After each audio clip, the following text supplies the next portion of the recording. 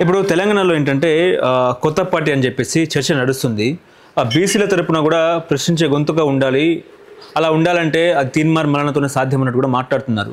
ఏంటి తీన్మార్ మల్లన్న కూడా ఇప్పుడు కాంగ్రెస్ సస్పెండ్ ఎమ్మెల్సీ ఉన్నా కూడా ఆయన పార్టీ పెట్టే అవకాశం ఉందని ఏమైనా మీకు అనిపిస్తుందా? లేకపోతే కొత్త పార్టీ ఏమైనా వచ్చే అవకాశం ఉందని మీకు అనిపిస్తుందా?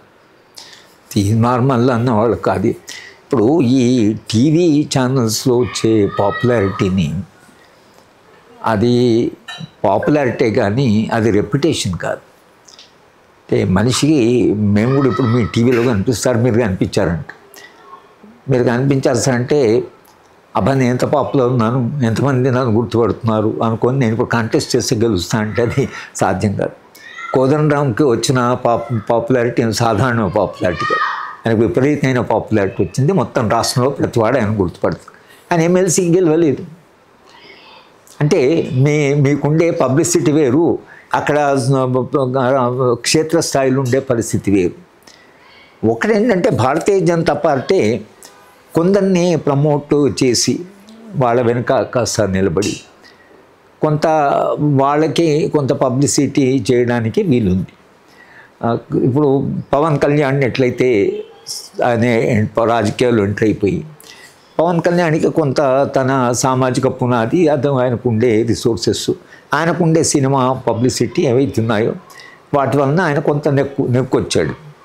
అలాగే తీన్మార్ మల్లన్న లాంటి వాళ్ళు ఏదో నేను పార్టీ పెడితే జయప్రకాష్ నారాయణకు పాపులారిటీ ఎంత ఉండింది.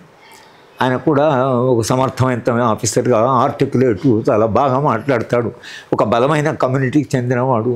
ఏమైంది, ఒక్కడు మాత్రమే గెలిచాడు. కోదండరాం ఎమ్మెల్సీకి గెలవలేకపోయాడు. ఇవాళ తీన్మార్ మల్లన్న చిరంజీవి పార్టీ పెడితే గెలవలేదు. అంటే చిరంజీవి కంటే తీన్మార్ మల్లన్న అంతకంటే ఎక్కువ పాపులర్ కాదు కదా. తీన్మార్ మల్లన్నకు ఉండే రిసోర్సెస్ ఏమిటి కనుక వాళ్ళు ఒక పబ్లిక్ వాయిస్ ఉండగలరు, ఒక డెమోక్రటిక్ వాయిస్గా ఉండగలరు.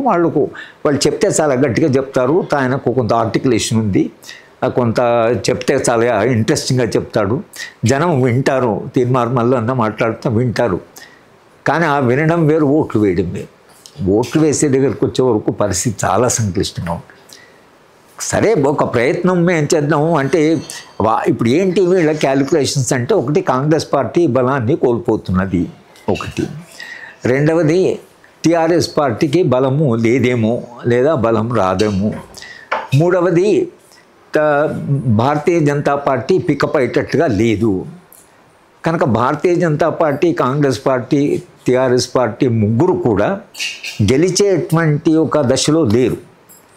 కనుక వీళ్ళు ఎవరైనా ఆలోచించేవాళ్ళు ఏమనుకుంటా అంటే మనం పెడితే ఒక ఆల్టర్నేటివ్ క్లిక్ అవుతుందేమో అని. కానీ నా దృష్టిలో ఇవన్నీ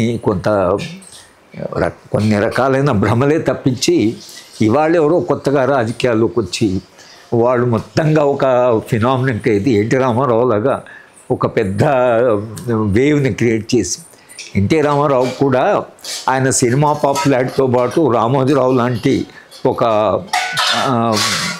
బాగా అనుభవం ఉన్నటువంటి వాడు ఒక పత్రిక విస్తృతంగా ప్రచారం పత్రిక నిలబడితే ఎన్టీ రామారావు గారు ఆ తర్వాత ఒక పవర్ఫుల్ కమ్యూనిటీ అయిన వెనుకున్నందుకు అప్పటికే కాంగ్రెస్ పార్టీతో ప్రజలు కొంత బాగా డిసప్పాయింట్ అయినందుకు ఎన్టీ రామారావు ఒక అవకాశం ఉంది.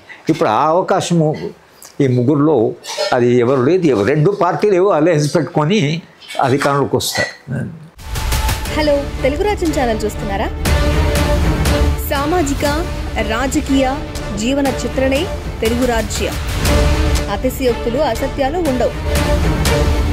రాజకీయ కోణం కాదు, ప్రజా కోణమే కొలబద్ద.